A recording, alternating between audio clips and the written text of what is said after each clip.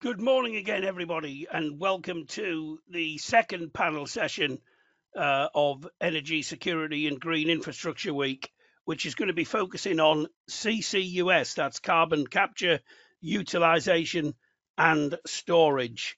We just had a very, very interesting first session on the issue of integrating renewables, and I'm sure that this session is also going to be very illuminating as well. We're joined by a number of experts from the forefront of carbon capture, utilisation and storage technology. We've got Ben Smith, who's Deputy Director for CCUS Power at the Department for Energy Security and Net Zero, and he's going to talk about the pivotal role of CCUS in achieving the UK's clean power by 2030 mission. We have Angela Hepworth, Commercial and Carbon Markets Director from Elimini, which is part of the Drax Group, will spotlight the critical technology of bioenergy in relation to carbon capture and storage. We've also going to have Ben Keck, who's Deputy General Manager from the Northern Endurance Partnership East Coast Cluster, who is going to talk about where we are for the UK's CCUS plans following the recent government funding announcement of significant billions of pounds for that work, and I'm hoping to hear some very valuable perspectives on how these technologies can drive the UK towards a sustainable energy future. So, without further ado, our first speaker is Ben Smith, who I said is Deputy Director for CCUS Power at the Department for Energy, Security and Net Zero. Ben, you're very welcome, and the floor is yours. Thanks, Andy. Thanks for having me, and thanks for the intro there. So I'm really excited by the role that Power CCUS can play in making a significant contribution to helping meet the Clean Power 2030 mission, and importantly, help us set the UK on the pathway to net zero. We should remember CP 2030 is a location, an important one, but the true destination is ultimately net zero. It's extremely exciting to sit here today with so much progress having been made in CCUS. Today, we've seen the Clean Power publication by NESO go live. This is extremely insightful, and I'd like to personally thank them for all the work that's gone into this already. I think what this shows us is that low carbon flex, that CCUS and hydrogen, is going to be a critical in meeting CP 2030. I'm sure you'll have all read the 85 pages already this morning, but for those that haven't, you'll see from their work that without 2.7 gigawatts of low carbon flex, we will likely need an additional 7 gigawatts of offshore wind, up to 5 gigawatts more batteries, and up to 1.5 gigawatts of demand flex. This is on top of already challenging levels of deployment. This just shows the significant value that Power CCUS has to the system. With even relatively low levels of operational capacity, we can materially reduce the overall scale of the challenge. This just helps reaffirm that, as the Climate Change Committee have previously stated, CCUS is not an option, it's a necessity. We've also seen huge progress this year on CCUS, finalisation of many of the business models, we changed regulations and updated them, not to mention the confirmed commitment of 21.7 billion to establish the first 2 clusters and 3 projects in the UK. Within this is the first of a kind Power CCUS project in net zero too. So this is truly huge for CCUS. We need to continue the momentum. This is going to require continued support from the private sector. We need to build the skills in the UK, allow supply chains to establish here. We need to create growth and establish the UK as a green superpower. As NESO point out in their publication, we must deliver at the limit of what is feasible. Thank you. Thanks very much for that, Ben, and good to be able to speak off the back of quite a significant announcement as well. Always helps, I think, on these. The timing was perfect. Yeah. Indeed, yes, it was, and obviously there's quite a number of different announcements being made at the moment on all manner of things. Obviously, given the fact that the new government is actually getting into its stride, and we'll probably come back to some of those points in a moment. Next up, though, we've got Angela Hepworth, who's Commercial and Carbon Markets Director for Elimini, which is part of the Drax Group. And I know that she's going to, amongst other things, spotlight some of the critical technology of bioenergy within CCUS, which uniquely combines renewable energy generation with carbon renewal. So, Angela, it's over to you. Morning, thank you, and thank you for having me along today.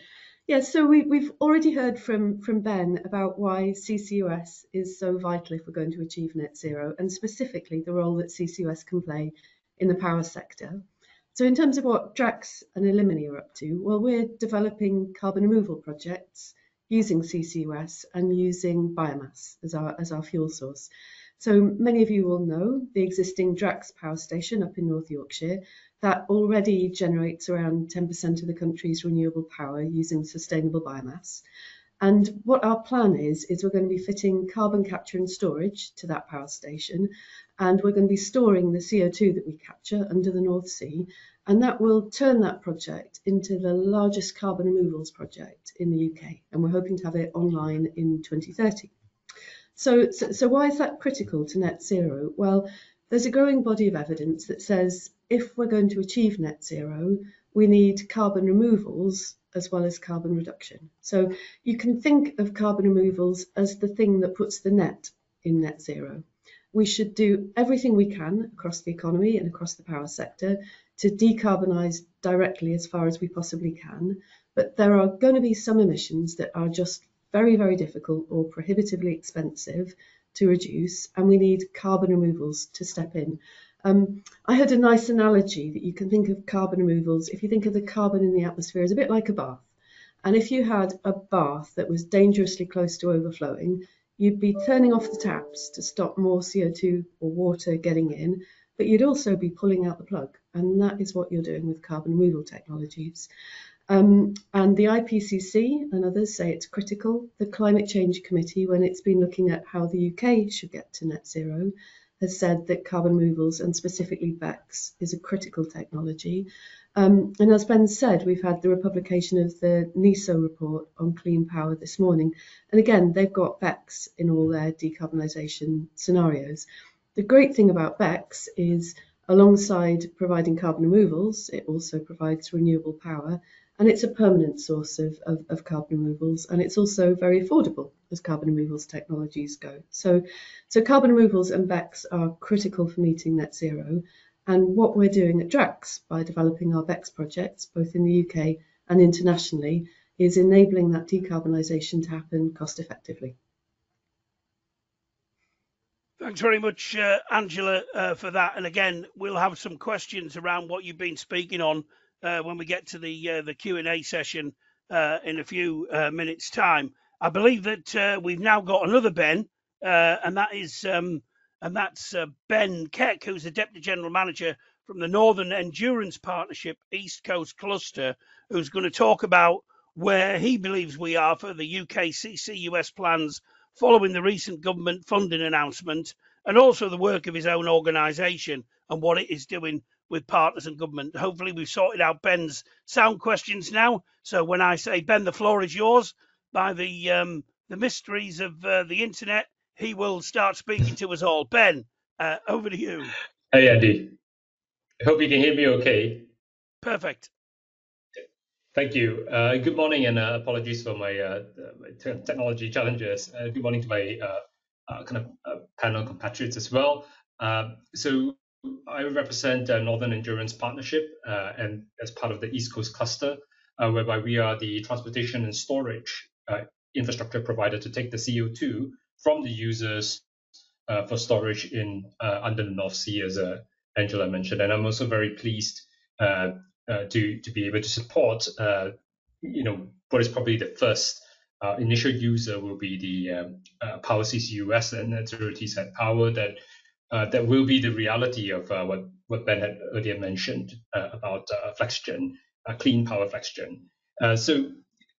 I'm quite excited today because I've been working on CCS, on Northern Endurance Partnership on East Coast Cluster for close to 6 years now. And we are on the cusp of getting to financial close. If you allow me, what I just wanted to kind of highlight is just the scale and the ambition that the UK government has set out originally with its cluster sequencing process, by which that journey has now laid the foundations for NEP and the East Coast cluster as one of two track one clusters to be able to take financial close, final investment decision and financial close. And what this basically means is over this last many years is the culmination of the UK being able to, from the government side, build foundations using familiar and proven components. Firstly, on the commercial side, that's using CFD type mechanisms like offshore wind that has been very successful, but applied more in the sort of carbon pricing space, as well as in the dispatchable power, is using the regulated infrastructure business model, similar to kind of utilities infrastructure here, that has been very successful in delivering long-term fair access to all users, hence being able to develop at scale on the commercial side. And then on just its natural resources, geological and geographical, it's just playing to the advantage. One has to wonder, with the long track record of developing kind of hydrocarbon reservoirs, the same knowledge and same offshore industry being able to develop carbon storage. Why haven't we just done this earlier, right? And also the geographical advantage that we have here. In addition to kind of lots of kind of good wind, we've got lots of good stores, kind of fourth best stores in the world, you could argue. And also the other geographical advantage with a large proportion of heavy industry being grouped into clusters near to coastlines, which can then access those North Sea carbon stores. So just being able to kind of piece all of this together and innovate from where the UK has genuine, unique, and deep capability, which then provides confidence for developers like myself to bring the kind of international knowledge and kind of capability to operate across the value chain, mobilize the supply chain, and also, as I mentioned, financial close, mobilize the finance sector, and that includes insurance as well, and obviously the very robust legal framework and protection that investors need in order to invest in the UK with its strong legal framework. So I think it's very exciting. All those pieces are coming together. It's a culmination of, as I mentioned, about 6 years work, and I hope we'll be able to then take financial close by the end of the month, if not sooner. Thanks very much, Ben, for those encouraging remarks, and I'll come back on some of that as well, especially what it is that the progress that you're making in kind of moving out of the some of the initial areas that you've been operating in. I'm particularly interested, you might tell, given my accent, of what's going on in Teesside, because that's where I'm from. So I always take a parochial view of these matters as well. But I want to get to some questions now, and we're going to get to some of the questions in the chat in a minute. But I just want to ask Ben Smith, first of all, and again, unfortunately, this is a question that we always have to ask in a lot of these kind of initiatives and technologies. What do you see as the barriers to maximising the potential of CCUS in the UK?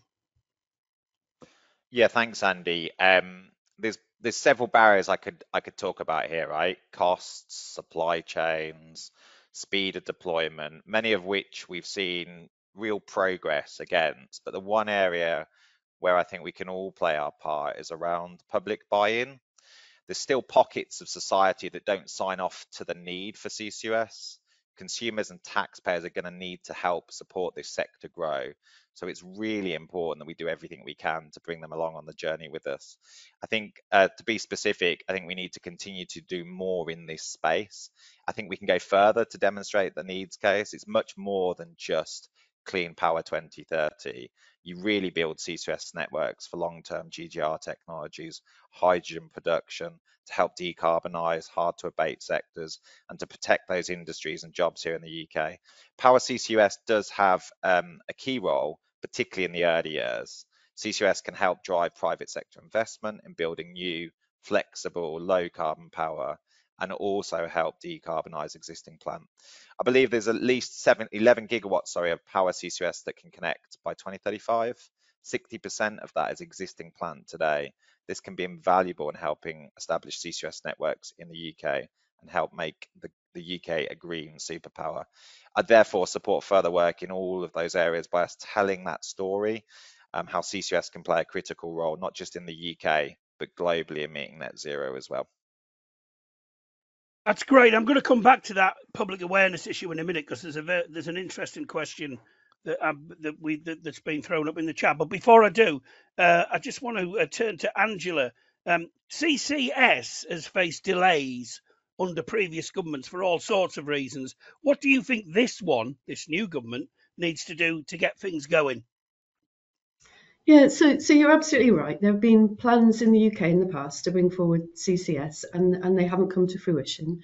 But the current government really is taking steps to make it a reality and make it happen. And we heard Ben talking earlier about the recent announcement by government of over £20 billion into CCUS. And that's a massive vote of confidence in the industry, and it's a massive confidence boost for the industry. So we're making great progress.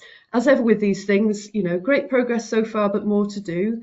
What do we need to make it a reality, and specifically carbon removals a reality? Well, we need to make progress. Government needs to make progress on developing the business model that will support carbon removals, and I know Ben and his team are working very hard on that. Government needs to work with industry to make sure that the transportation and storage infrastructure is being developed. So that there is work to be done. But, I think the case for developing CCUS, the case for developing carbon removals is absolutely compelling. We published a study last year that showed that in terms of getting to net zero, if you do it with BECCS as a technology, the UK will be saving £15 billion. So I think the case is compelling, and I can see government taking action. So personally, I'm very optimistic that actually this time we'll get there. Thanks very much. Just turning to Ben Keck. A couple of questions, actually, Ben, that I'd appreciate if you could kind of segue into one. And you mentioned some of it earlier, but I just want to sort of tease some more out. What lessons can be taken from the experience of the Northern Endurance Partnership in delivering that Track 1 transport and storage project? And also, what are your plans for expansion beyond the initial Teesside projects? Sure, thank you, Andy. And I guess kind of always good to hear from a Teessider. So if I can just maybe start with a little bit about what exactly is our first phase of the plan.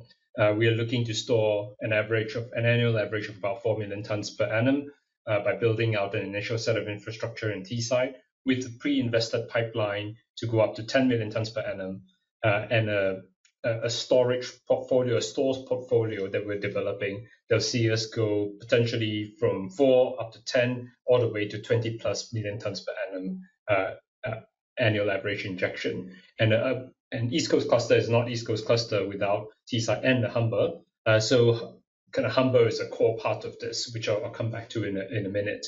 But to go back to your questions on the lessons, I think kind of firstly, as I mentioned, you've got a few components that's had to take a number of years to really mature over the CCS cluster sequencing journey that was led by government. So kind of the first lesson, I think, is just to acknowledge the fact that we are trying to jointly birth a new industry here, and there's bound to be birthing pains, and there's bound to be a lot of challenges in trying to kind of bring all of these pieces together, even though respectively they're all proven, but joining it up together. So it's going to be a challenge. So huge acknowledgement to government's role, particularly the Department of Energy Security and Net Zero, who have tried to use the cluster sequencing way as a way to tease out the kind of knowledge and the experience and to refine and put together these different pillars, like the kind of CFD, the regulated asset-based type business models, to enable a climate that will be conducive for investment. And to be really clear that this is not about just a one-off system, right?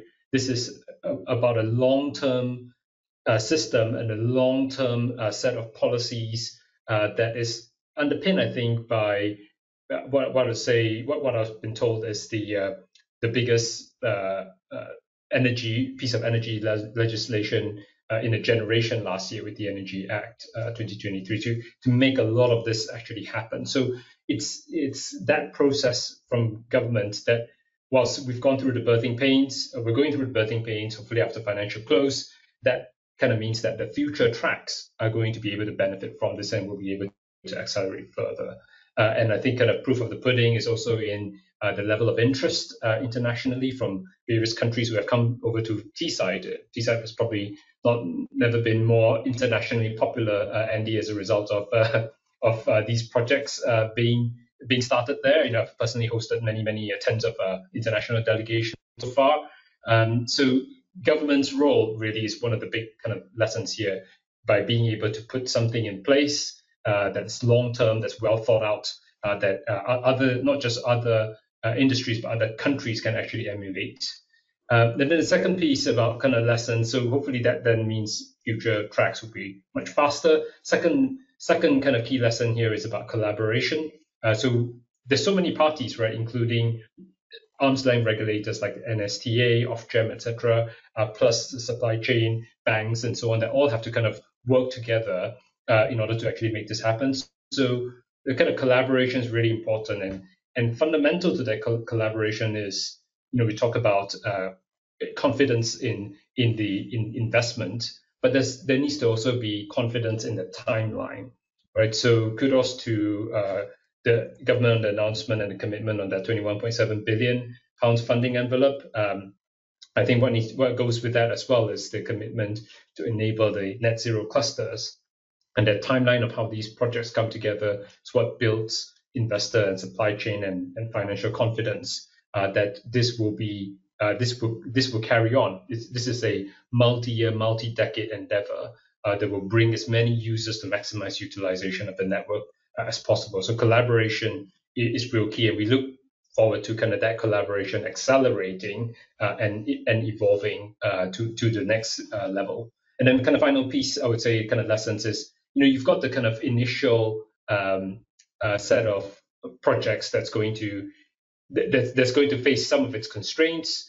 So a big part of that is going to be skills development. If we have a pipeline of projects, you've got confidence in the investment climate, you've got a clear timeline, you've got a pipeline of projects, then the kind of key constraint there will be about skills. So the kind of skills development is also something that the future tracks will be able to build on, because once we get the first tracks going, it should be easier and faster and cheaper to allow the next set of users and the next tracks to progress. I just mentioned one last point, Andy. You talk about expansion plans. So I talked about Teesside with pre-investment. Obviously, the really important part of that for ECC, because it's all about scale for us, is for Humber. We are also designing the early design of the Humber carbon capture pipeline, and we've also already completed initial feed for the offshore part of it to connect Humber users to the set of geological stores that are under appraisal right now. So track 1 expansion is going to be really important to us as well. Thanks very much, Ben. I want to come back to this issue around awareness and winning public support. There's an interesting question I'm looking at from Sarah Windram, and she says that she works for a global company that's investing in CCUS technology, but not in the UK. Do we need to do more of a global PR exercise, I suppose a PR exercise generally, on this to raise our profile? And I'm going to start first of all with Ben Smith, and then Angela, because I mean, I know you'll all be aware that there are some critics out there of CCUS and some skeptics, and maybe that has affected the public's kind of view of it, or maybe they don't really have a formed view because the awareness is not there. Anyway, Ben, what's your thoughts on that? Yeah, so I mentioned this because I think that, as I say, it's really important we bring the public along this. And as Ben and others mentioned, the criticality of establishing supply chains in the UK is going to help drive down costs to develop these projects, and that's ultimately a big step forwards in helping to roll all these technologies out at scale. I think one of the things that we've done in the department to help bridge that gap is we spent a lot of time developing the dispatchable power agreement. That's been in development for the last 4 years, and we've talked globally about that business model, and we've gone through lots of external engagement on that. We're obviously in negotiations now with NZT on that model, and what we think of that is that the signs are that it's a good investable business model. We've received quite a lot of credit from other countries as well in terms of how we've developed that, how it funds the build out of the project, and the kind of building blocks that gives. So I think things like that definitely help. They show globally what we're doing in the UK and why we're a good place to do business, why we've got the business model in place. I think the commitment that we've seen just over a month ago now, with the 21.7 billion pounds, being confirmed by government within the first 100 days of a new government, and critically ahead of a spending review, I think also demonstrates why the UK is a good place to do CCUS, and why the supply chains and the skills and shortages can be rolled out. So I think we absolutely need to do more in this space. We've done a lot, we've come a long way, but there's plenty more to do. Thanks, Ben. I mean, Angela, what's your view on that? Is there enough awareness out there? Are we actually getting the message across in this area? Can we do it better? Yeah, Ben's right. It's absolutely critical that we make the positive case and bring the public with us on this journey around the need for carbon capture and storage. I think the thing that really helps is the growing body of scientific evidence that shows its benefits and that shows that it's needed. So as I say, things like the IPCC, and in the UK, the Climate Change Committee, coming out and looking at how can the UK get to net zero, and coming to the conclusion that it just can't do it without carbon capture and storage. So, you don't need to listen to the industry, as it were. You can listen to these reputable independent bodies who are looking at how do we do it, and are concluding that carbon capture and storage is critical. I was going to touch on the specific challenge that I often get in my field is people who are sceptical about the need for carbon removal technologies using CCUS. You tend to get the argument that says, well, we shouldn't be removing CO2, we should be focusing on reducing emissions. And the critical thing is we just need to do both. We can't get to where we need to get to in time if we're just reducing CO2. I mean, we can see around us the impacts of climate change, and addressing this is a global emergency. We've got to do everything we can as quickly as we can. And that's why it's not a matter of should we be reducing CO2 or should we be removing CO2. Actually, we need to deploy both of those technologies as quickly as we can, because they work together. You can harness the potential of all these technologies and as the most effective response to climate change. Thanks, Angela. I'm going to delve a bit deeper into some of the challenges and also some of the criticisms, because some of them have come up in my question feed, which I do want to sort of, I suppose, in some ways get you to sort of speak to, and I'll come to that in a minute. But I just wanted to ask Ben Keck a question, because this is something that we'll return to on Thursday when we've got a very interesting panel discussion on skills, capacity building, and also diversity. I just want to ask you, Ben, how have you engaged with the supply chain to build capacity, capability, and skills? Because obviously one of the areas that you're working in, namely Teesside, has obviously got a lot of skilled people from maybe some of those older industries, and that one of the big issues, and particularly when we talk about ensuring that really good jobs for the future, is going to be how do we retrain or transfer those skills that are already there into this newer area of activity. So what have you been doing to engage with the supply chain on that issue? Great question, Andy. And I think as somebody who's worked in the kind of hydrocarbon upstream sector myself, it's hard to kind of go around to any sort of offshore platform without encountering someone from Teesside. So I think one of the first things we have done is to kind of galvanize that kind of local support. Everyone who's working elsewhere outside of Teesside has expressed an interest in working on this project. Every time I meet someone like that, and we've made it a point to have as much publicity around supply chain events as possible. So, for example, recently, back in July, we had a supply chain event where over 300 businesses were in attendance. So we just dedicated the entire day just to kind of talk about the project, make sure that it's accessible. We partnered with the NSTA's Pathfinder database as well, for example, so that it's online, it's very visible, and industries, particularly the offshore sector, with the relevant skills. Because a big part of our initial phase, the majority, I would say, it's all in the offshore sector. So absolutely the same skills to build offshore pipelines, drill wells, subsea production systems. They're all the same skills, down to the stores themselves. They're all the same skills as what you get from the upstream hydrocarbon sector.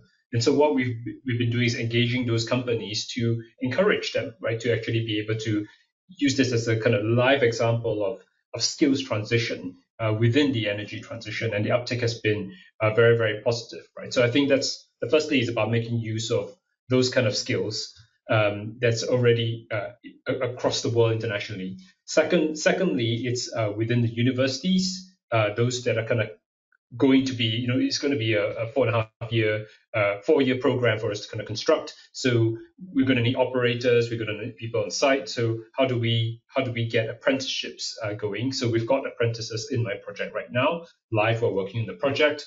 I've noticed recently when I was in Teesside University that they've opened a Net Zero Industry Innovation Center, where with clear collaboration of industry problems being also worked in academia, and then encouraging the next generation of graduates to then work on these projects. And then finally, I would say it's on down to the school leavers as well, right? So we've been kind of quite explicit about contracting strategy around kind of local content, sustainability criterion, and encouraging our supply chain as well to bring skills and trades along with us, right? Because it's not just kind of the folks working in kind of control rooms or offices. You really need people to be constructing, and you need to build that deep supply chain to also build out all of the other carbon capture projects across the country and infrastructure across the country. So that's just a kind of a flavor of how we've kind of worked right across from school leavers through to people who already have experience and who are just needing to find a way to transition into the low carbon sector. Okay, thanks, Ben. I've got some questions now that probably maybe are a bit more challenging for for you all, and I suppose they would kind of come under the heading of skeptics around CCUS as well. And there's one that's come in, and I'd appreciate it if you could try and be as brief as possible, because I know some of these questions can need more of an involved reply, but we just don't have the time to do it. And often less is more on these occasions. But anyway, someone has asked the question, isn't CCUS the most expensive way to decarbonise? Doesn't it make more sense, economic sense, to spend the 21 billion on, let's say, deployment for heat pumps for domestic, commercial and industrial users, and also other wider deployment of sustainable energy? And I'm going to ask that one first to Ben Smith. And then I'll go round the table, starting with Angela and then Ben. So, isn't this just too expensive? Discuss. Yeah, thanks, Andy. A really good question, and does often come up in conversation with CCUS, right? So I think what we've seen from the NESO publication today is that actually having a relatively small amount of low carbon dispatchable technology on the system can actually help save system costs. So that's the first thing to note, because that's kind of hot off the press. The dispatch model, I know, is, it does point to cost savings there. And I think the reality of the situation, and this is what Angela kind of said, is that you need to do a bit of everything to get there. So heat pumps are going to be important, electric vehicles are going to be important, negative emissions are going to be important, but CCUS is also going to be important. And I think I mentioned this before, CCUS isn't just about power CCUS in the early days. I think it's about long-term CCUS networks to decarbonize hard to abate sectors. And the reality of the situation is that we have to do everything we can in all of those sectors. I think the advice that we've taken and seen in our own modelling is that CCUS gets us to net zero in the lowest cost pathway. I think without that, you have to deploy more renewables, you have to deploy more demand flex, you have to deploy more storage options as well. And so I think believing the science, believing the economics behind it, and taking the advice from the people that have done huge amounts of work in this space, like the Climate Change Committee and others, really gives us comfort to know that the route we're on is the right route to net zero, and that will deliver the lowest cost pathway. So just to follow that up, Ben, then, for those who would say that this is an awful lot of public money being put into a technology that isn't completely proven, yes, the successful models and business models and all the rest of it, when things like some of the things that you mentioned, and you did say that we need to do all of this, of course, when insulating housing, flattening the demand curve, using more renewables are cheaper, and in many cases proven, you would say that actually they might not be cheaper in the long run, and this is a quicker way of getting to net zero, and that's why we need to use this kind of technology. Would that be a fair assessment of what you're saying?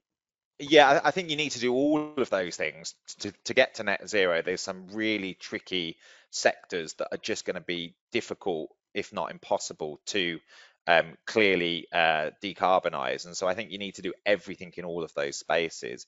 I think in the long run, some technologies will win out, and the exact level of CCUS and hydrogen and negative emissions that we hit in 2050 won't look like exactly the scenarios that we've seen. But I think we take comfort in the government in knowing that this is the right pathway, because we know we need to do a bit of everything really, and that we've got comfort in knowing that CCUS gives us the lowest cost pathway to net zero. Angela, your view on this? Yeah, it's a great question. It's vitally important that as we're looking at decarbonisation pathways, we're doing it collectively as a country in the most cost-effective way.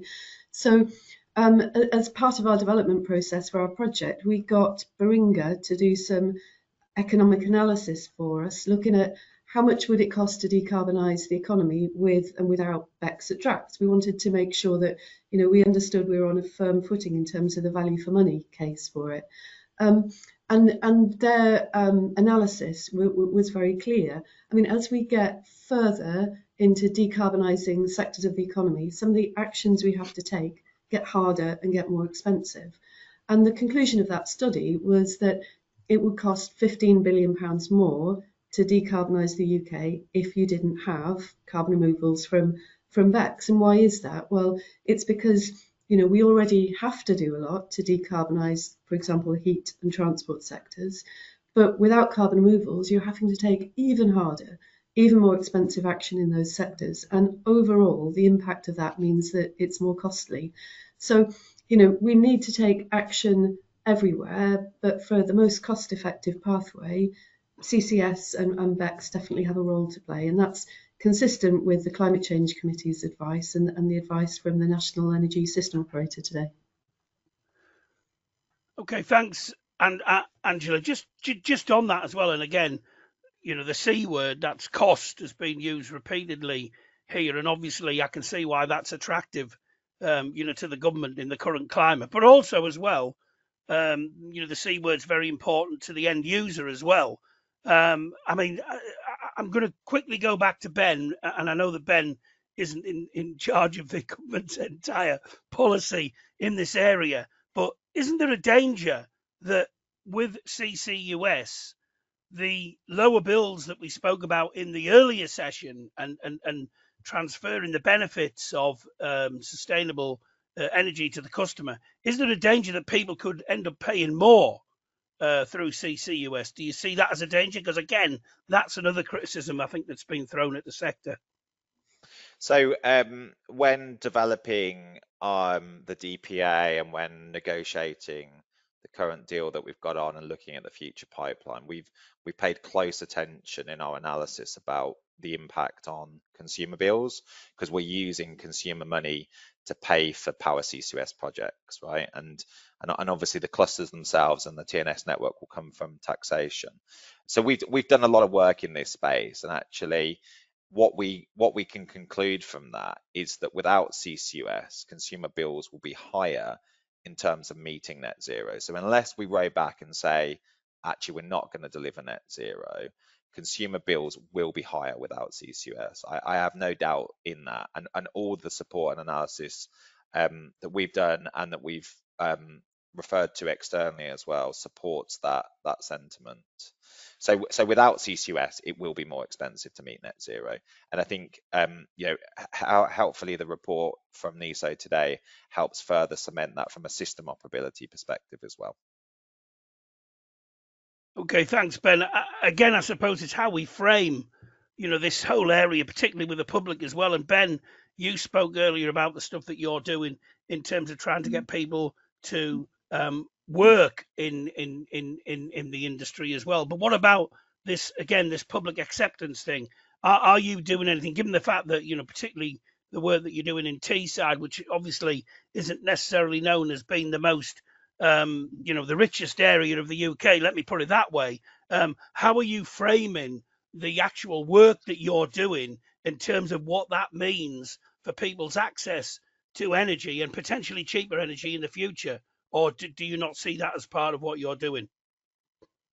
I think the energy transition in itself is not solely a cost of an economic challenge, right? It's a multifaceted challenge, and I think the Prime Minister said it quite nicely when he reconfirmed the £21.7 billion commitment, that it is about regeneration, jobs, and growth, right? So if we look at, come back to the point about, isn't this very expensive?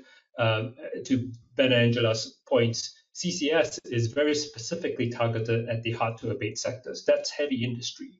And if we look at Teesside as a microcosm of this, there's basically only three ways to decarbonize heavy industry, right? Number one is CCS, carbon capture and storage. Number two is a fuel switch, so you go with hydrogen, which we all know is more expensive today. Even green hydrogen is many times more expensive. And the third one is offshoring, right? Let's be honest about this. So if you look at Teesside, with the closure of the steelworks, it's gone from more than 10 million tons per annum of emissions to less than 3 today, really through closing of industry and offshoring it elsewhere. I mean, I would argue from a planet net perspective, that is not decarbonization, right? That is just offshoring. And the end result, to your point, Andy, is that there's the loss of jobs. There's the kind of social, from a social perspective, things get worse. It doesn't get the right investment. Skills don't get preserved, even though we've got plenty of kind of Teesside skills internationally. They are highly relevant to enabling this. So I think if you focus on that third piece, what is the alternative to offshoring? Well, it's to do CCS, right? Because CCS is still going to be in the short to medium term cheaper than hydrogen. And I come back to the point about the UK in terms of its geographical advantage, in terms of its regulatory infrastructure, its legal frameworks, etc., and its long-term policy. We've got the stores, we've got the knowledge, we've got industrial sectors, clusters close to those stores. Why wouldn't we do CCS? Right? I mean, that's if you were another country with different endowed with different benefits, then maybe that's a question to ask. But for the UK, given that we don't want to kind of offshore, we want to develop the skills, we want to be a leading developer of CCS, we want to birth a new industry, we want to be an industry leader, and we have the natural resources and skills to do so, then why wouldn't we? Okay, thanks, Ben. Again, another question here, which again, it comes down to cost as well, and how do we pay for all of this? Ken Hobbs is asking, shouldn't CCUS be paid for by heavy industry that can't decarbonise rather than passing the cost on to everybody else? Is that controversial? I don't know. Where would we end up if that happened? What's the panel's what's the panel's view on that? Could industry be doing more in this area? And I'm going to start that off with Angela, and then I'll ask Ben Smith to come in on it. Yeah, the short answer is yes. Ultimately, the people who should be paying the costs of decarbonising are the people who are polluting. And again, if I look at the carbon removals sector, there are two ways that that can happen, and to some extent is happening at the minute. So the UK government is consulting on getting carbon removals into the emissions trading scheme in the UK. So the emissions trading scheme is the thing that sort of puts an obligation on heavy emitters to reduce their carbon emissions. If we get carbon removals technologies into the UK emissions trading system, then that is a way of making sure that polluters are paying for carbon removals, and that's absolutely the right thing to happen.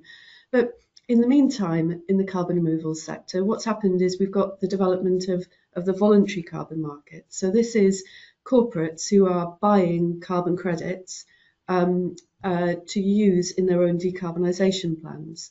So there are some corporates out there already who, as part of their decarbonisation strategies, are saying, well, look, we know that come 2030 or come our net zero year, we're going to be emitting carbon still. So we are going to buy high quality carbon credits to match those emissions.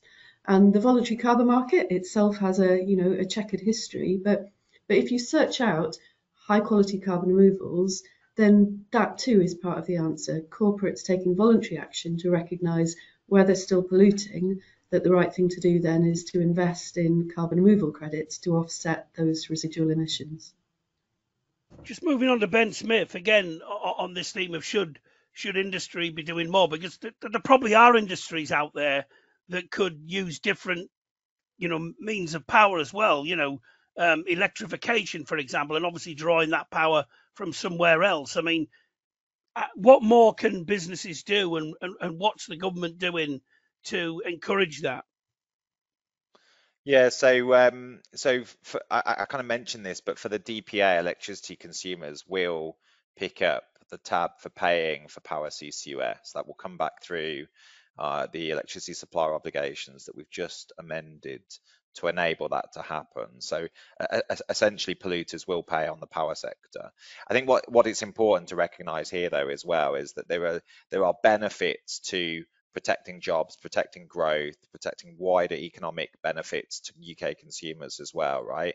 And some sectors which are particularly expensive or particularly hard to abate, the choice there is, do we push those costs onto those consumers, or do we use other taxation means to be able to fund a kind of joint collective approach on some of that? And for some areas, that's the right approach to take, because it shares that burden, and we can select which sectors perhaps end up being decarbonised, and the ones that are really expensive or really hard to abate aren't just lost or moved abroad, as Ben said. So I think it's a balancing act between making sure the people that pollute pay, absolutely, as a first principle, but then protecting jobs, protecting growth in sectors, protecting industry as well is really, really important in this space. And as Angela said, we're doing lots of work on carbon removals as well in the voluntary carbon markets in terms of developing a business model for power BECCS. So there's lots of options there as well. Okay, thanks very much for that, Ben. And just to turn to the other Ben, I mean, again, your views. I mean, obviously you're doing this work, on the ground. I mean, how do you see, this task of business doing more in this area? And also, I think as well, it links back to the point that's been raised by a number of speakers and a number of questions in the chat as well, around how do we gain more public acceptance and public knowledge of the benefits of CCUS. Thanks. I think I'll come back to kind of the jobs piece, right? Because inherently, what we've, at least my personal reflection over the last few years, is that for CCS is probably just much harder to explain to the public than, say, offshore wind, right? It's kind of quite simple, quite easy to see, whereas CCS is about creating an ecosystem for kind of clusters, for industry that affects everything from the power sector to hydrogen sector, heavy industry, etc. And I think a lot of it kind of comes back down to, well, can we show people the growth story? Can we show people the jobs that are being created, and can we get ambassadors through there? So I think what my reflection on this is that the kind of national conversation can be a bit tricky, but how about we do it at the grassroots level? So, for example, when we were going through our consent in Teesside, there was broad acceptance locally in Teesside. People are very supportive because they could see the jobs that were being created and the skills and the recognition of the unique skills that was in that region, the unique characteristics there as well. So I would say, for from a developer's perspective and project's perspective, in terms of the kind of public dialogue, I would do it on a local, regional, place by place basis. We're bringing this project, we're going to develop these skills, we're going to hire locally, and we're going to build out a long set of pipeline of projects that will give people long-term jobs and skills that is not just useful in the UK but exportable globally. Thanks very much indeed, Ben, for that. And unfortunately, once again, we've run out of time. So I do apologise for that, and I apologise to the speakers who we were to the questions that we couldn't get to. I tried to get to most of them, and we'll continue to strive to do better as well. And I think that the point that Ben Keck finished off on about showing the benefits by what's actually been achieved is actually a really important one, and it speaks to a number of the questions where people had some degree of skepticism around some of the the plans and the business models. They wanted to see some meat on the bones, but I guess you need to see the results of some of the projects as well. And then obviously not just having the results there, you've got to promote them, I think, and raise public awareness, which I think is a theme that's coming through. It was mentioned in the last session that we had as well, around integrating renewables, and I still think, notwithstanding the fact that people are aware of the need to go down this route, I still do believe personally that there is actually a job of work to be done amongst the public still to actually raise awareness in this area. And I think people in the sector have got a responsibility to do that, and so obviously of government as well. Anyway, thank you very much to Angela, to the two Bens as well, for their contributions in this session, and I really appreciate the insights that you've imparted on us this morning. We'll be reconvening at 11:30 for our final panel session of today, which is basically about unlocking green gas strategies for achieving net zero in the UK. But until then, just say to all of our panelists once again, thanks very much for taking the time to join us, and I look forward to rejoining all of our attendees at 11:30 a.m. Thanks very much, and we'll see you in 10 minutes.